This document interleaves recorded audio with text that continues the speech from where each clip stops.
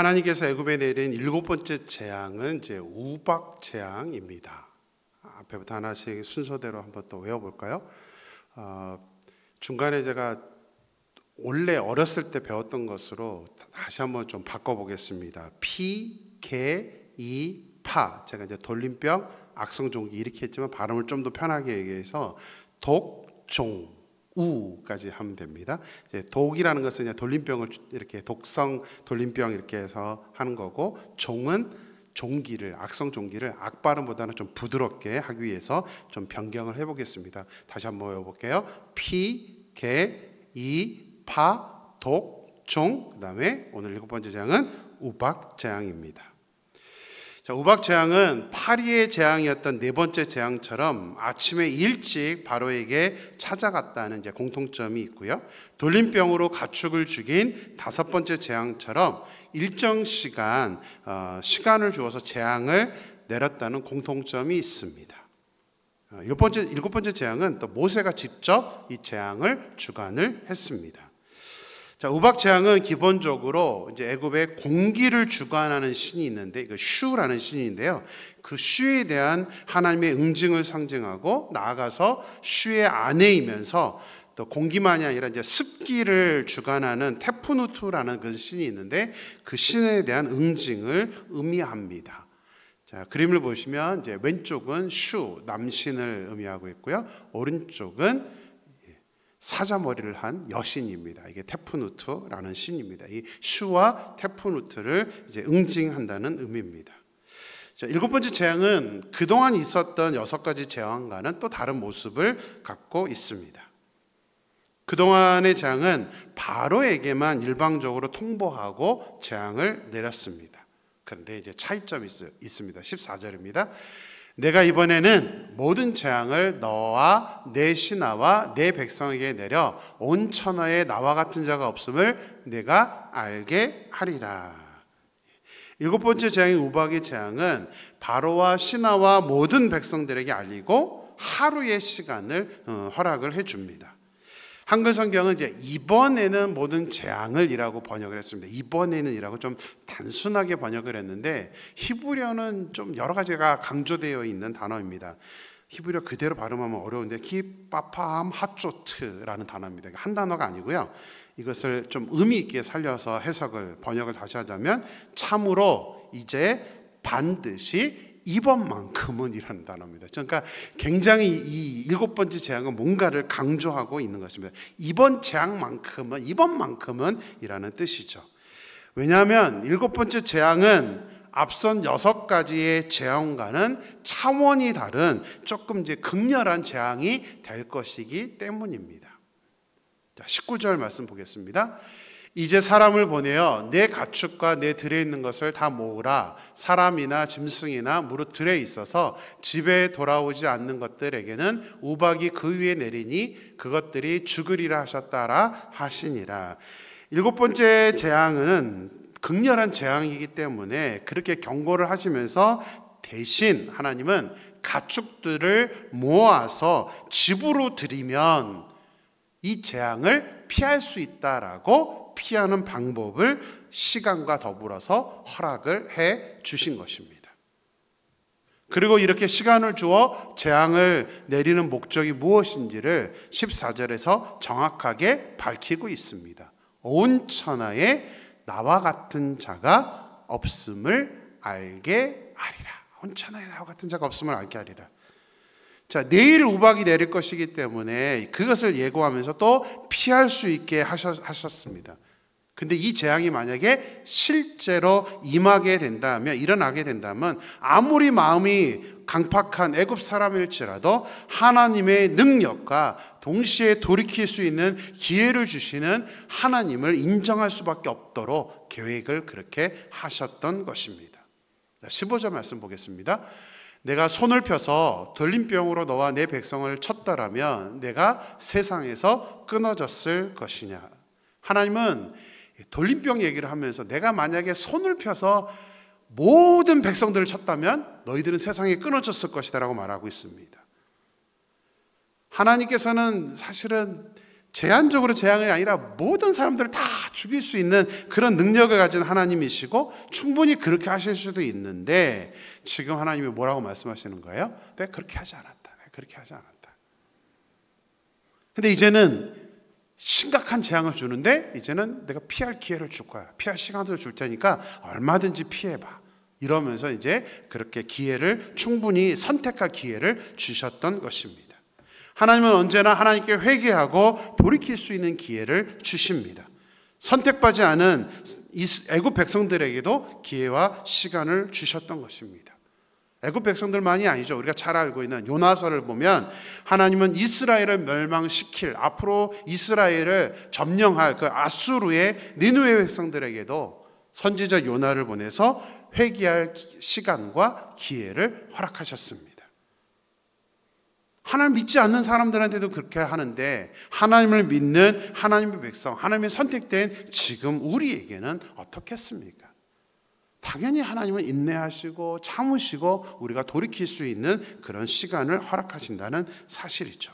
오늘 말씀을 묵상하면서 여호와께 돌아가자라는 찬양이 생각이 났습니다. 내 백성이 나를 떠나 돌아섰지만 내 사랑이 내 백성을 포기 못하니 내 모든 것 내어주고 나 그들을 얻으리라. 여호와께 돌아가자. 우린 돌아서도 그는 변치 않네. 여호와께 돌아가자. 우린 넘어져도 그 사랑 영원하네. 하나님의 그 마음을 이 찬양은 너무나 잘 담고 있습니다. 우리는 하나님을 떠나 돌아섭니다. 우린 인간은 연약하기 때문에 우리가 하나님과의 의리와 하나님에 대한 그 믿음을 온전히 지키지를 못합니다. 하지만 하나님은 절대로 하나님의 백성, 하나님의 자녀들을 포기하지 않습니다. 모든 것을 내어 주고서라도 심지어 독생자 아들까지도 내어주더라도 하나님은 우리를 돌이키길 원하시고 우리를 구원해 주신다는 사실입니다. 할렐루야. 하나님은 재앙을 피할 수 있는 기회, 하나님께 돌아올 수 있는 기회를 주시면서 선택은 우리에게 맡기셨습니다. 모든 신앙의 선택은 우리에게 있습니다. 여러분은 무엇을 선택하시겠습니까?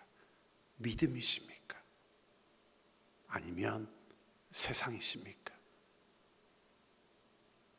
여호수아가 마지막 사명을 마치고 이스라엘 백성들한테 그렇게 말하죠. 오늘날 너와 내가 선택하자. 나와 우리 가정은 하나님을 선택할 거야. 너희들은 각자 너희들이 선택하라. 하나님은 지금도 우리에게 그 선택권을 우리에게 주셨습니다. 정말 저는 간절히 소망합니다. 마음이 굳어서 고집 부리는 사람이 아니라 세상이 좋아서 세상에서 사는 것만 선택하는 우리들이 아니라 정말 하나님께 돌아갈 수 있는 그 기회와 그 선택의 기회를 놓치지 않는 저와 여러분의 삶이 되기를 주님의 이름으로 축원합니다. 자, 모세가 하늘을 향하여 지팡이를 들자 하나님께서 우레소리와 우박을 보내시고 이제 불을 내려 땅에 달리게 하셨습니다. 자, 우박이 내리면서 우레소리, 즉 우레소리라는 것은 이제 천둥소리라고 번역을 하기도 합니다. 자, 우박과 함께 불을 내려서 땅에 달리게 하셨는데 이제 불은 실제적인 불을 일으킨다라는 그런 의미이기도 하지만 이것을 이제 벼락이라고 생각하면 좀 이해하기 쉽습니다. 우리가 벼락이 내리면 불똥이 튀는 것처럼 이제 굉장히 큰 전압이 떨어지면서 이제 불을 내는다는 그런 의미를 말씀하고 있는 것입니다. 그래서 이제 번개라고 번역을 했죠. 표준세 번역은 벼락이라고 번역을 했습니다. 우박이 내리면서 동시에 천둥도 치고 벼락이 땅에 치면서 달리게 하셨던 것입니다. 땅을 향해 달려가는 것처럼 퍼부으신 것이죠. 24절 말씀 보겠습니다. 우박이 내림과 불덩이가 우박이 섞여 내림이 심히 맹렬하니 나라가 생긴 그때로부터 애굽 온 땅에는 그와 같은 일이 없었더라. 우박, 벼락, 이것이 얼마나 심했는지 불덩이가 우박에 섞여 내리는 것 같았고, 그런 후에 이런 일이 없었다는 것은 애굽 역사상 가장 강력한 우박과 벼락이었다라고 말씀을 하고 있는 것입니다. 우리 지금도 종종 뉴스를 보면 우박의 크기가 너무 커서 자동차를 부술 정도 아닙니까? 그런 우리가 뉴스를 보고 있습니다. 또한 벼락이 내리면 사실은 살아남을 사람이 없죠. 너무 강력한, 그래서 우리 벼락 맞는다 그런 말을 하잖아요. 근데 지금 이 애굽 땅에는 역사상 처음 일어나는 강력한 우박과 벼락이 내렸던 것입니다. 25절 보겠습니다.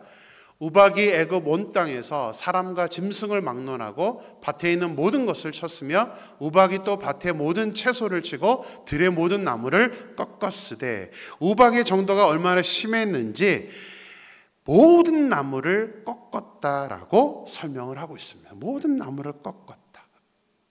꺾었다는 단어는 그냥 나무가 꺾어졌다는 의미가 아닙니다. 히브리어는 산산이 부수어졌다라는 단어입니다. 나무가 그냥 꺾어지는 정도가 아니라요, 나무 전체가 다 산산이 부서져서 회생할 수 없을 그런 단계까지 가게 되었다는 것입니다. 나무가 그럴 정도였기 때문에 우박을 맞은 사람과 짐승, 밭의 채소는 얼마나 큰 피해를 당하였을지 짐작을 할 수 있습니다. 중요한 것은 모세가 이 우박의 재앙을 경고하면서 분명하게 하루의 시간을 주었다는 사실입니다. 시간만 준 것이 아니라 구체적으로 어떤 재앙인지를 설명한 후에 모든 들에 있는 것들을 다 집 안으로 들여놓으라고 그렇게 선포를, 피할 방법까지도 말을 해 주었습니다. 20절 말씀 보겠습니다.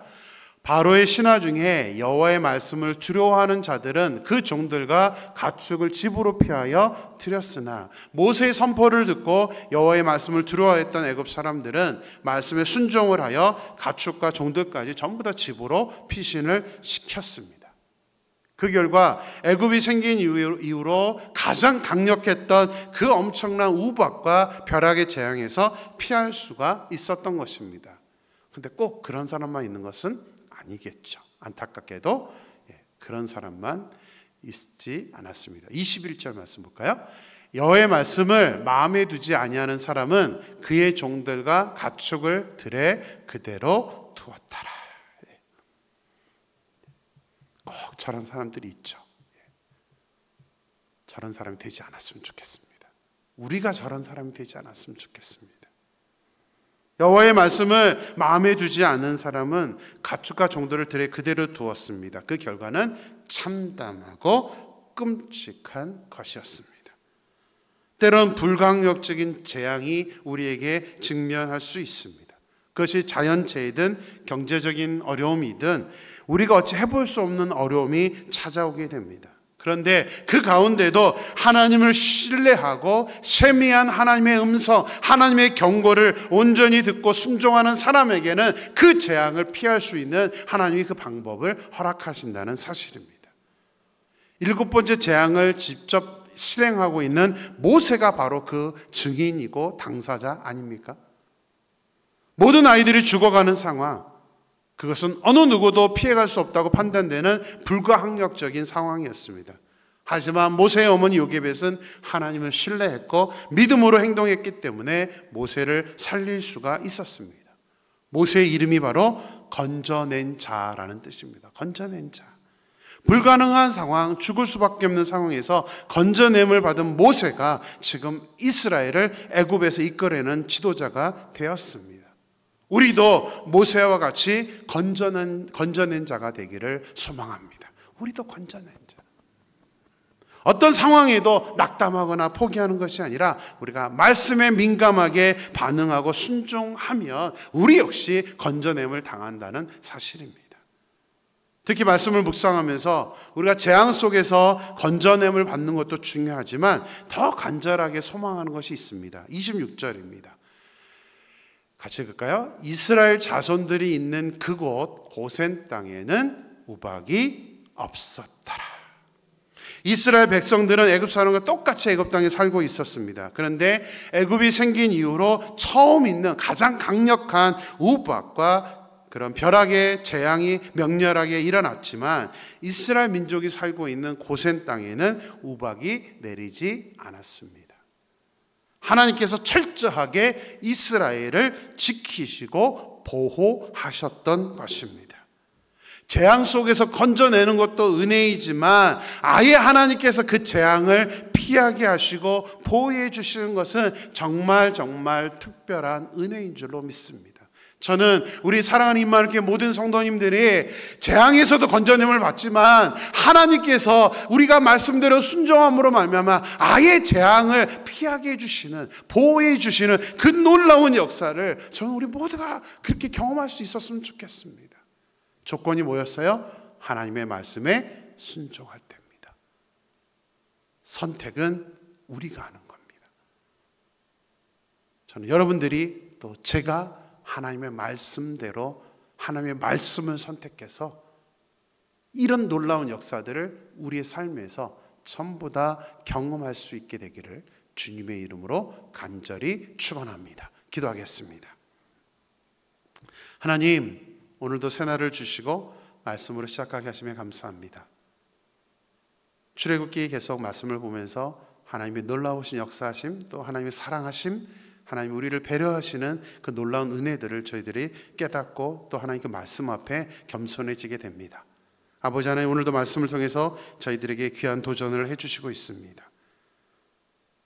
하나님은 7번째 재앙을 내리시면서 그 재앙이 너무나 심각한 재앙이기 때문에 하나님의 백성이 아닌 이스라엘 백성들에 대적하는 그 애굽 사람들에게도 하나님께서 시간을 주시고 또 피할 수 있는 그런 방법을 말씀해 주셨습니다. 근데 하나님, 어떤 백성들은 그 피할 수 있는 기회를 얻은 사람도 있었지만 그 말씀에 민감하게 반응하지 않은 사람은 그 기회를 놓쳐버리고 맙니다. 하나님, 이 모습은 애굽 사람들에게만 나타나는 것이 아니라 지금 우리에게도 나타나는 안타까운 일인 줄로 믿습니다. 하나님은 분명 우리에게 피할 수 있는 기회를 주시고 하나님께 돌이킬 수 있는 기회를 주신다고 말씀하고 있습니다. 사랑으로 임마누엘 모든 성도님들이 아버지 하나님, 이 기회를 온전히 붙잡을 수 있게 역사하여 주시옵소서.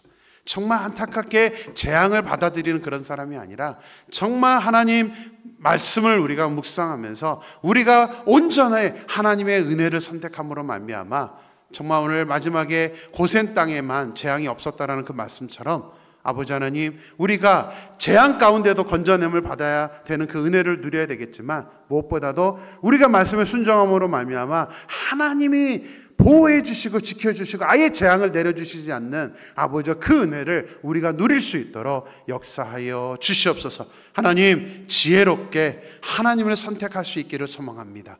한 영혼도 하나님 그대로 방치하지 마시고 우리에게 은혜를 내려주셔서 또 하나님 성령의 충만함으로 허락하셔서 우리 사랑하는 임마누엘 모든 성도님들이 하나님의 말씀에 민감하게 반응하며 말씀을 선택하여서 하나님의 귀한 자녀로서 하나님의 지키심과 보호하심 속에서 살아갈 수 있는 우리 모두가 될 수 있도록 역사하여 주시옵소서. 하나님께서 온전히 이끌어 주실 줄 믿고 거룩하신 예수님의 이름으로 기도드렸습니다. 아멘.